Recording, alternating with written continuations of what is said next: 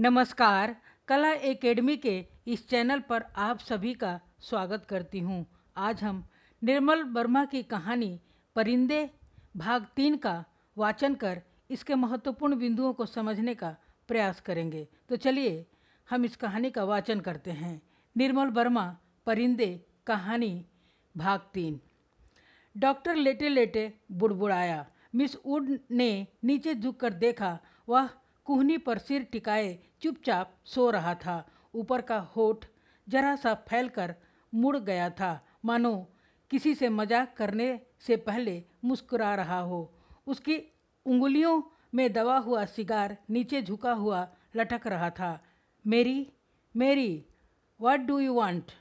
दूसरे स्टैंडर्ड में पढ़ने वाली मेरी ने अपनी चंचल चपल आंखें ऊपर उठाई। लड़कियों का दायरा उसे घेरे हुए कभी पास आता था, कभी खींचता चला जाता था।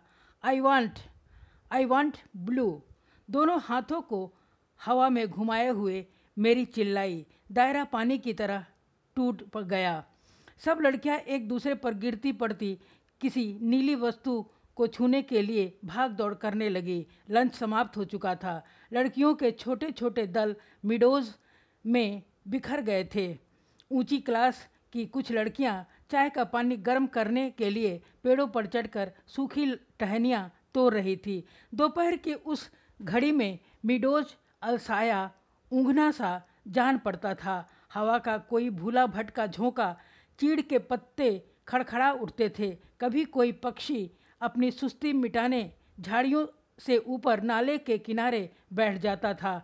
पानी में सिर डुबोता था, फिर ऊब कर हवा में दो चार निरुद्देश्य चक्कर काटकर दोबारा झाड़ियों में दुबक जाता था।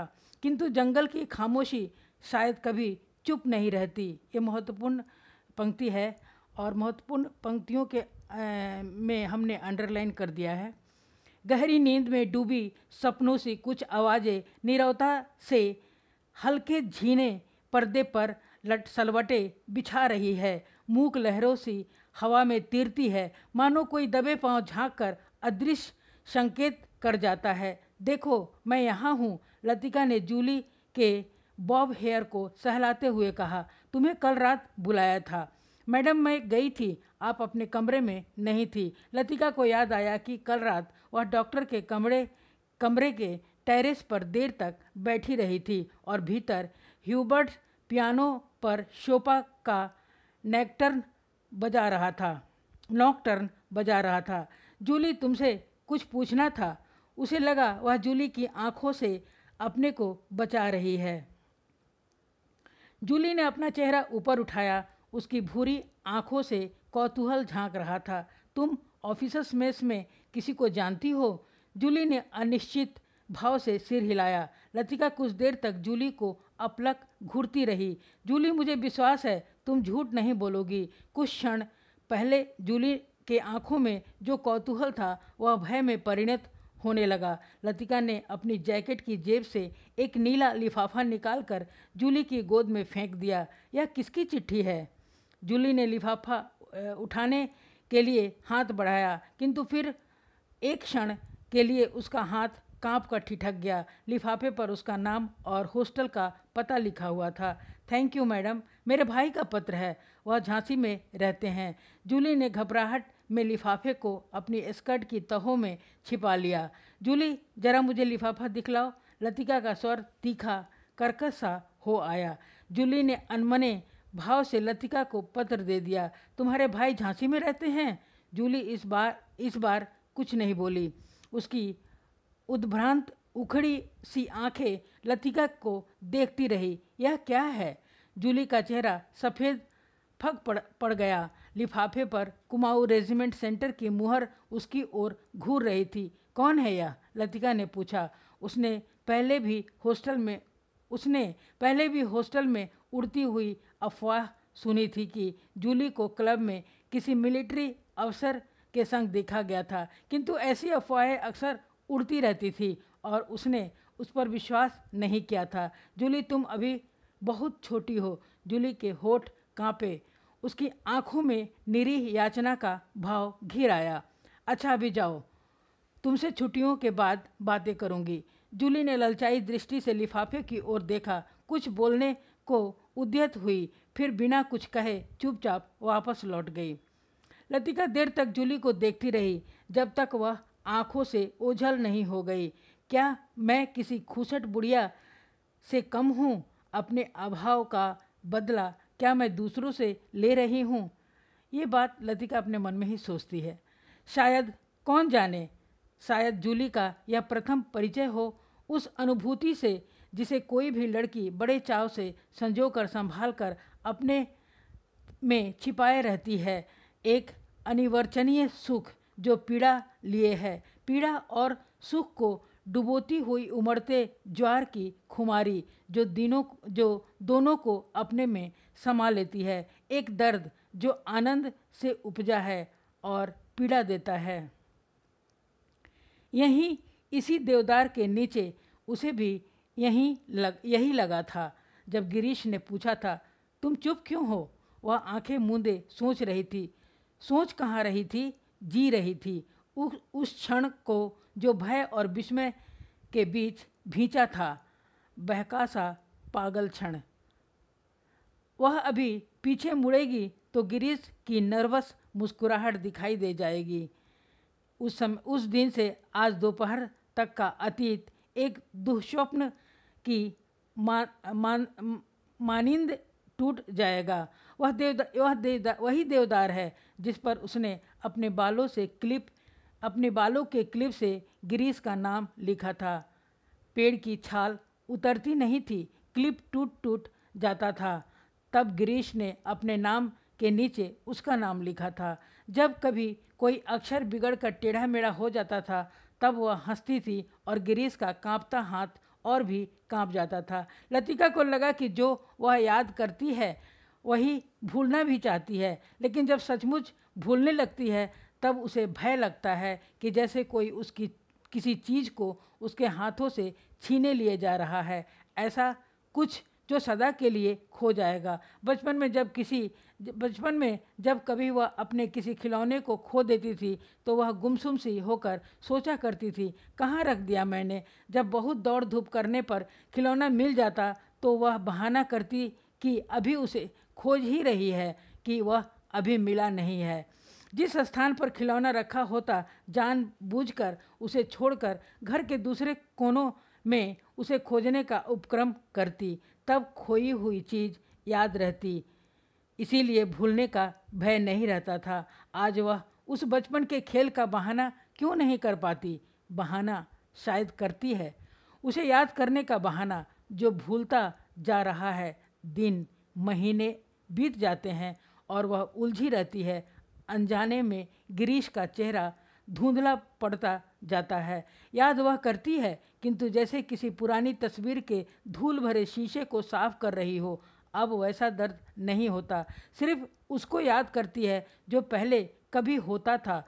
तब उसे अपने पर ग्लानि होती है।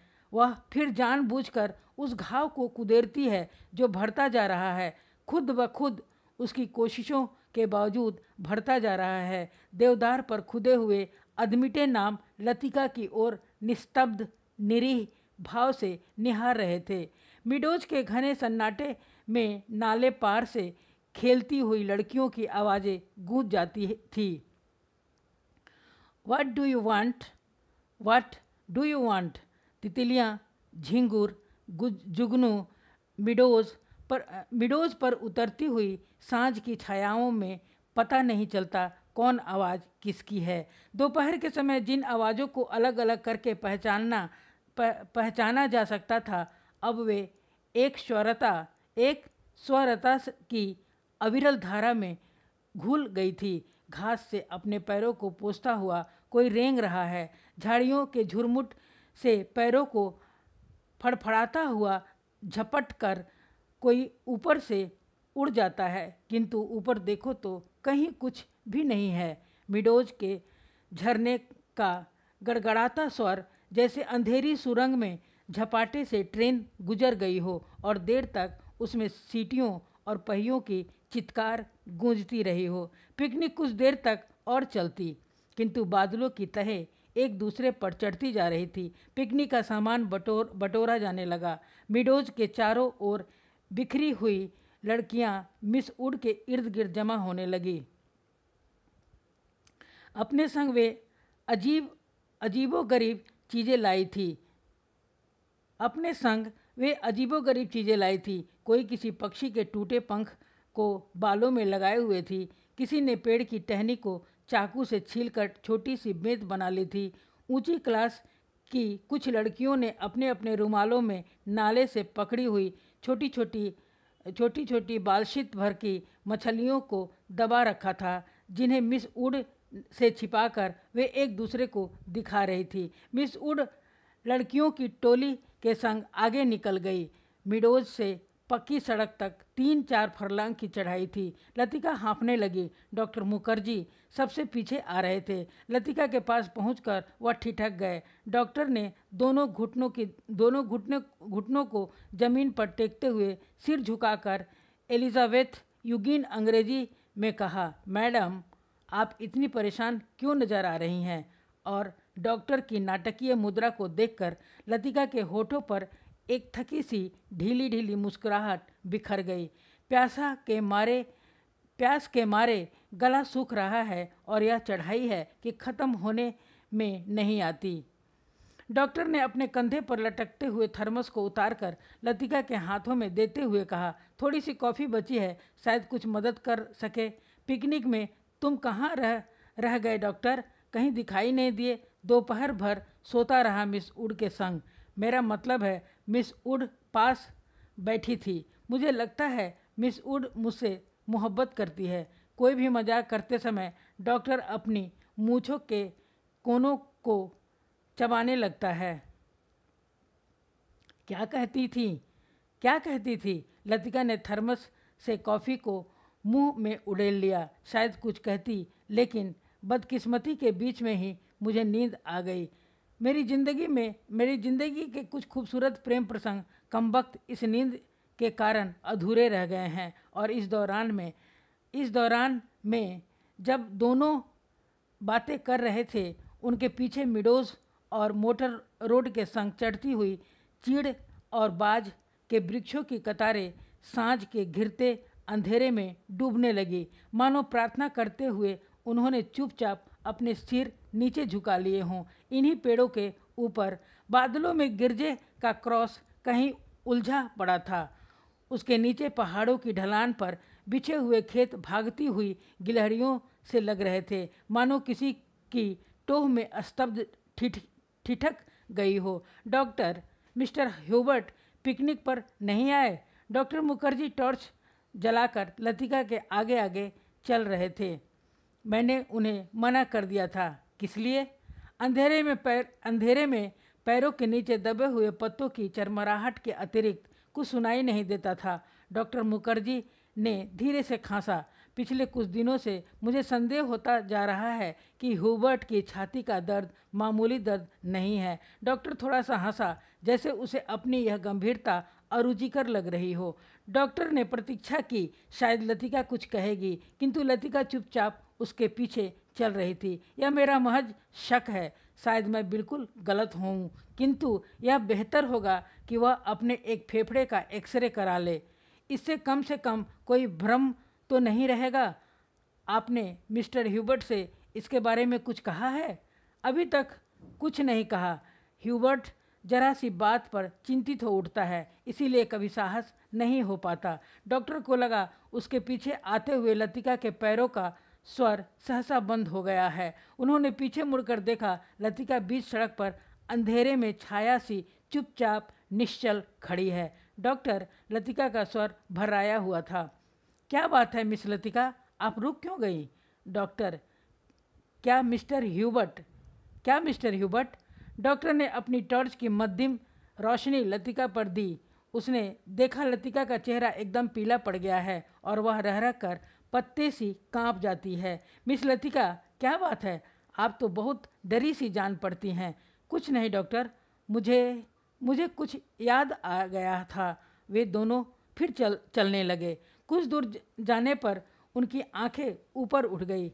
पक्षियों का एक बेड़ा धूमिल आकाश में त्रिकोण बनाता हुआ पहाड़ों के पीछे से उनकी ओर आ रहा था। लतिका और डॉक्टर सिर उठाकर इन पक्षियों को देखते रहे। लतिका को याद आया, हर साल सर्दी की छुट्टियों से पहले ये परिंदे मैदानों की ओर उड़ते हैं, कुछ दिनों के लिए बीच के इस पहाड़ी स्टेशन पर बसेरा करते हैं, प्रतीक्षा करते हैं बर्फ़ के दिनों की, जब वे नीचे अजनबी अनजाने देशों में उड़ जाएंगे, जब वे नीचे अजनबी अनजाने देशों में उड़ जाएंगे। क्या वे सब भी प्रतीक्षा कर रहे हैं? वह डॉक्टर मुखर्जी, मिस्टर ह्यूबर्ट, लेकिन कहाँ के लिए? हम कहाँ जाएंगे? किंतु उसका कोई उत्तर नहीं मिला। उस अंधेरे में मीडोज के झरने के भूतैले स्वर और चीर के पत्तों की सरसराहट के अतिरिक्त कुछ सुनाई नहीं देता था। लतिका हड़बड़ा कर चौंक गई। अपनी छड़ी पर झुका डॉक्टर धीरे धीरे सीटी बजा रहा था। मिस लतिका, जल्दी कीजिए, बारिश शुरू होने वाली है। हॉस्टल पहुंचते पहुंचते बिजली चमकने लगी थी, किंतु उस रात बारिश देर तक नहीं हुई। बादल बरसने भी नहीं पाते थे कि हवा के थपेड़ों से ढकेल दिए जाते थे। दूसरे दिन तड़के ही बस पकड़नी थी, इसीलिए डिनर के बाद लड़कियां सोने के लिए अपने अपने कमरों में चली गई। जब लतिका अपने कमरे में गई, उस समय कुमाऊं रेजिमेंट सेंटर का बिगुल बज रहा था। उसके कमरे में करीमुद्दीन कोई पहाड़ी धुन गुनगुनाता हुआ लैंप में गैस पंप कर रहा था। लतिका उन्हीं कपड़ों में तकिए को दोहरा करके लेट गई। करीमुद्दीन ने उड़ती हुई निगाह से लतिका को देखा, फिर अपने काम में जुट गया। पिकनिक कैसी रही मेम साहब? तुम क्यों नहीं आए? सब लड़कियां तुम्हें पूछ रही थी। लतिका को लगा दिन भर की थकान धीरे धीरे उसके शरीर की पसलियों पर चिपटती जा रही है। अनायास उसकी आंखें नींद के बोझ से झपकने लगी। मैं चला आता तो ह्यूबर्ट साहब की तीमारदारी कौन करता? दिन भर उनके बिस्तरे से सटा हुआ बैठा रहा और अब वह गायब हो गए। करीमुद्दीन ने कंधे पर लटकते हुए मैले कुचले तौलिए को उतारा और लैंप के शीशे की गर्द पोंछने लगा। लतिका की अधमुंदी आंखें खुल गई। क्या ह्यूबर्ट साहब अपने कमरे में नहीं हैं? खुदा जाने इस हालत में कहाँ भटक रहे हैं। पानी गर्म करने कुछ देर के लिए बाहर गया था। वापस आने पर देखता हूँ कि कमरा खाली पड़ा है। करीमुद्दीन बड़बड़ाता हुआ बाहर चला गया। लतिका ने लेटे लेटे पलंग के नीचे चप्पलों को पैरों से उतार दिया। ह्यूबर्ट इतनी रात कहाँ गए? किंतु लतिका की आंखें फिर झपक गई। दिन भर की थकान ने सब प्रश्नों पर कुंजी लगा दी थी। मानो दिन भर आंख मिचौनी खेलते हुए उसने अपने कमरे में दया को छू लिया था। अब वह सुरक्षित थी। कमरे की चारदीवारी के भीतर उसे कोई नहीं पकड़ सकता। दिन के उजाले में वह गवाह थी, मुजरिम थी। हर चीज़ का उसमें तकाजा था। अब इस अकेलेपन में कोई गिला नहीं, उलाहना नहीं, सब खींचातानी खत्म हो गई है। जो अपना है वह बिल्कुल अपना सा हो गया है। उसका दुख नहीं, अपनाने की फुर्सत नहीं। लतिका ने दीवार की ओर मुंह घुमा लिया। लैंप के फीके आलोक में हवा में कांपते पर्दों की छायाएं हिल रही थी। बिजली कड़कने से खिड़कियों के शीशे चमक जाते थे। दरवाजे चटकने लगते थे, जैसे कोई बाहर से धीमे धीमे खटखटा रहा हो। कॉरिडोर से अपने अपने कमरों में जाती हुई लड़कियों की हंसी, बातों के कुछ शब्द, फिर सब कुछ शांत हो गया। किंतु फिर भी देर तक कच्ची नींद में वह लैंप का धीमा सा सी स्वर सुनती रही। कब वह स्वर भी मौन का भाग बनकर मूक हो गया, उसे पता न चला। कुछ देर बाद उसको लगा सीढ़ियों से कुछ दबी आवाज़ें ऊपर आ रही है। बीच बीच में कोई चिल्ला उठता है और फिर सहसा आवाज़ धीमी पड़ जाती है। मिस लतिका, जरा अपना लैंप ले आइए। कॉरिडोर के जीने से डॉक्टर मुखर्जी की आवाज़ आई थी। कॉरिडोर में अंधेरा था। वह 3-4 सीढ़ियाँ नीचे उतरी, लैंप नीचे किया। सीढ़ियों से सटे जंगले पर ह्यूबर्ट ने अपना सिर रख दिया था। उसकी एक बाह जंगले के नीचे लटक रही थी और दूसरी डॉक्टर के कंधे पर झूल रही थी, जिसे डॉक्टर ने अपने हाथों में जकड़ रखा था। मिस लतिका, लैंप जरा और नीचे झुका दीजिए। Hubert, Hubert. डॉक्टर ने ह्यूबर्ट को सहारा देकर ऊपर खींचा। ह्यूबर्ट ने अपना चेहरा ऊपर किया। विस्की की तेज बू का झोंका लतिका के सारे शरीर को झिंझोड़ गया। ह्यूबर्ट की आंखों में सुर्ख डोरे खींच आए थे। कमीज का कॉलर उल्टा हो गया था और टाई की गांठ ढीली होकर नीचे खिसक आई थी। लतिका ने कांपते हाथों से लैंप सीढ़ियों पर रख दिया और आप दीवार के सहारे खड़ी हो गई। उसका सिर चकराने लगा था। In a back lane of the city there is a girl who loves me. Hubert हिचकियों के बीच गुनगुना उठता था। Hubert please, please. डॉक्टर ने ह्यूबर्ट के लड़खड़ाते शरीर को अपनी मजबूत गिरफ्त में ले लिया। मिस लतिका, आप लैंप लेकर आगे चलिए। लतिका ने लैंप उठाया। दीवार पर उन तीनों की छायाएं डगमगाने लगी। In a back lane of the city there is a girl who loves me. Hubert doctor Mukherjee के कंधे पर सिर टिकाए अंधेरी सीढ़ियों पर उल्टे सीधे पैर रखता चढ़ रहा था। डॉक्टर, हम कहाँ हैं? ह्यूबर्ट सहसा इतने जोर से चिल्लाया कि उसकी लड़खड़ाती आवाज़ सुनसान अंधेरे में कॉरिडोर की छत से टकराकर देर तक हवा में गूंजती रही। ह्यूबर्ट, डॉक्टर को एकदम ह्यूबर्ट पर गुस्सा आ गया। फिर अपने गुस्से पर ही उसे खींच सी हो आई और वह ह्यूबर्ट की पीठ थपथपाने लगा। कुछ बात नहीं है ह्यूबर्ट डियर, तुम सिर्फ थक गए हो। ह्यूबर्ट ने अपनी आंखें डॉक्टर पर गड़ा दी। उनमें एक भयभीत बच्चे की सी कातरता झलक रही थी, मानो डॉक्टर के चेहरे से वह किसी प्रश्न का उत्तर पा लेना चाहता हो। ह्यूबर्ट के कमरे में पहुंचकर डॉक्टर ने उसे बिस्तरे पर लिटा दिया। ह्यूबर्ट ने बिना किसी विरोध के चुपचाप जूते मोजे उतरवा दिए। जब डॉक्टर ह्यूबर्ट की टाई उतारने लगा तो ह्यूबर्ट अपनी कूहनी के सहारे उठा। कुछ देर तक डॉक्टर को आंखें फाड़ते हुए घूरता रहा, फिर धीरे से उसका हाथ पकड़ लिया। डॉक्टर, क्या मैं मर जाऊंगा? कैसी बात करते हो ह्यूबर्ट? डॉक्टर ने कहा। डॉक्टर ने हाथ छुड़ाकर धीरे से ह्यूबर्ट का सिर तकिए पर टिका दिया। Good night Hubert. Good night doctor.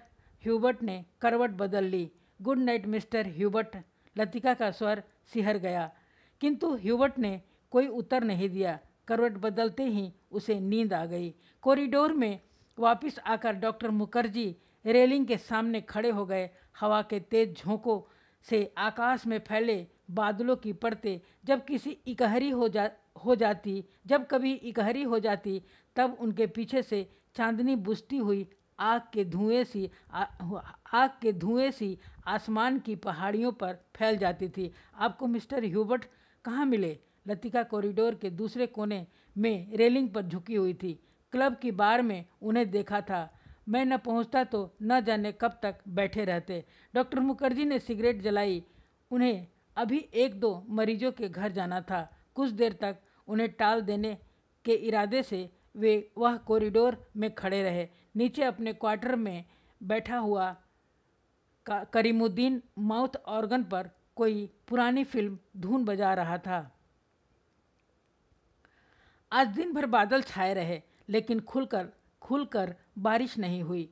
Christmas तक शायद मौसम ऐसा ही रहेगा। कुछ देर तक दोनों चुपचाप खड़े रहे। कॉन्वेंट स्कूल के बाहर फैले लॉन से झिंगुरों का अनवरत स्वर चारों ओर फैली निस्तब्धता को और भी अधिक घना बना रहा था। कभी कभी ऊपर मोटर रोड पर किसी कुत्ते की रिरियाहट सुनाई पड़ जाती थी। डॉक्टर, कल रात आपने मिस्टर ह्यूबर्ट से कुछ कहा था मेरे बारे में?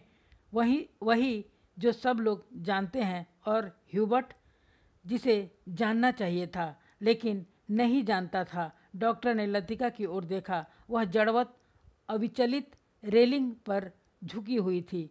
वैसे हम सबकी अपनी अपनी जिद होती है। कोई छोड़ देता है, कोई आखिर तक उससे चिपका रहता है। डॉक्टर मुखर्जी अंधेरे में मुस्कराए।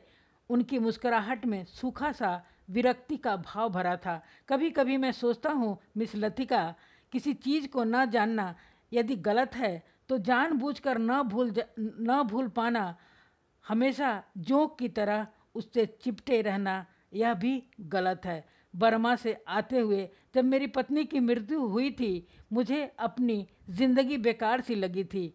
आज इस बात को अरसा गुजर गया और जैसा आप देखती हैं मैं जी रहा हूँ। उम्मीद है कि काफ़ी अरसा और जीऊँगा। ज़िंदगी काफ़ी दिलचस्प लगती है और यदि उम्र की मजबूरी न होती तो शायद मैं दूसरी शादी करने में भी न हिचकता।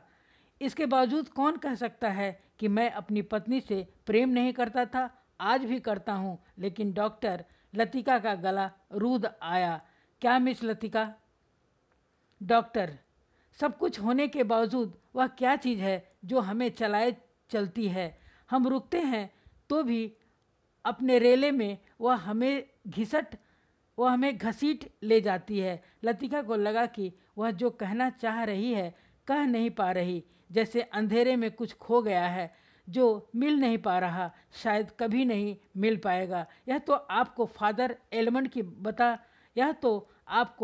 एलमंड ही बता सकेंगे मिस लतिका। डॉक्टर की खोखली हंसी में उनका पुराना सनकीपन उभर आया था। अच्छा, चलता हूँ मिस लतिका, मुझे काफ़ी देर हो गई है। डॉक्टर ने दिया सलाई जलाकर घड़ी को देखा। Good night miss Latika. Good night doctor. Doctor के जाने पर लतिका कुछ देर तक अंधेरे में रेलिंग से सटी खड़ी रही। हवा चलने से कॉरिडोर में जमा हुआ कोहरा सिहर उठता था। शाम को सामान बांधते हुए लड़कियों ने अपने अपने कमरे के सामने जो पुरानी कापियाँ, अखबार और रद्दी के ढेर लगा दिए थे, वे सब अब अंधेरे कॉरिडोर में हवा के झोंकों से इधर उधर बिखरने लगे थे। लतिका ने लैंप उठाया और अपने कमरे की ओर जाने लगी। कॉरिडोर में चलते हुए उसने देखा जूली के कमरे से प्रकाश की एक पतली रेखा दरवाजे से बाहर खींच आई है। लतिका को कुछ याद आया। वह कुछ क्षणों तक सांस रोके जूली के कमरे के बाहर खड़ी रही। कुछ देर बाद उसने दरवाज़ा खटखटाया। भीतर से कोई आवाज़ नहीं आई। लतिका ने दबे हाथों से हल्का सा धक्का दिया। दरवाज़ा खुल गया। जूली लैंप बुझाना भूल गई थी। लतिका धीरे धीरे दबे पांव जूली के पलंग के पास चली आई। जूली का सोता हुआ चेहरा लैंप के फीके आलोक में पीला सा दिख रहा था। लतिका ने अपनी जेब से वही नीला लिफाफा निकाला और उसे धीरे से जूली के तकिए के नीचे दबाकर रख दिया।